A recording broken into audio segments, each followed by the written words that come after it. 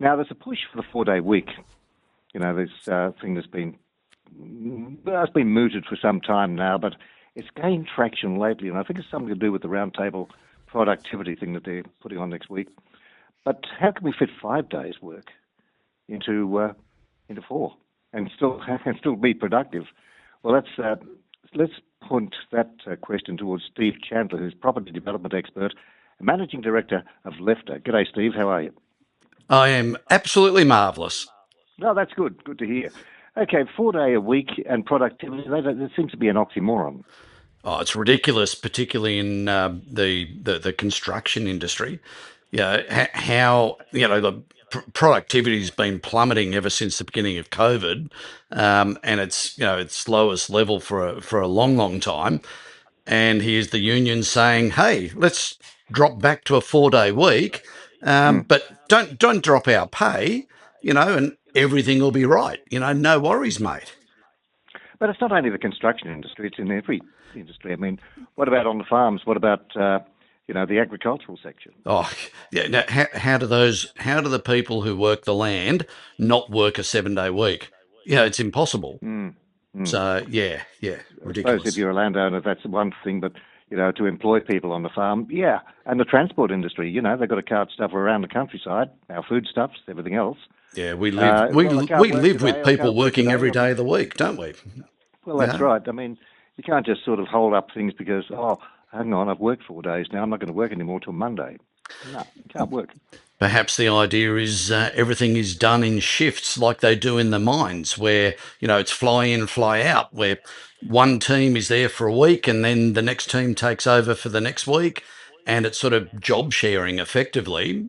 That might be what they're looking at, but the cost of that is ridiculous. The productivity loss is dramatic, and it's something that's completely unsustainable in my industry. Where we're talking about a housing crisis. You know, Suddenly we're going to cop a 20% increase in cost and a 20% increase in the time it takes to deliver a project. But no one's going to be able to afford to buy anything, and then Mm. suddenly unemployment in my industry is going to go through the roof, so no one's got a job. you know, where we've got a real problem. Yeah, I wonder how much support there really is for it out there, except maybe the unions might be on top of it. They might be pushing it. But, for any business, I mentioned a couple there, the transport, you mentioned the construction industry, obviously, and that's a very obvious one. But, who could possibly be in favour of it? Oh, I think anyone who works would love to have a 4-day week and get 5 days pay. And I don't think, there's one person around that wouldn't like to get that. The reality is that, our country can't afford it. If we were one of the richest country in the world, okay, you might be able to take a little bit of a hit, but a 20%, hit like that, it's not something that we could even contemplate. The productivity roundtable that's coming up, that the government's been out there trying to get industry to support and give us some great ideas. The only thing I've been hearing in the media is lunacy. Well, I think you got a good point there. I just can't find anything to argue about there. But there was a leak that came out the other day that said that most of or a lot of the stuff that they were going to put down on the agenda for discussion was already, they've already come up with a position anyway, and it's just a case of signing off on it. That's been disputed, of course, but there was that leak out of Treasury, so we don't know on that one.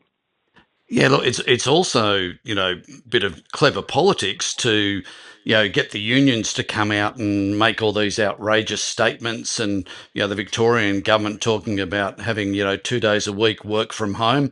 I'd like to see a bricklayer do that. All these things. It's diverting our attention from what's going to actually happen, so that it makes what they're trying to do look even better than what's been out there in the media in the lead up to the roundtable.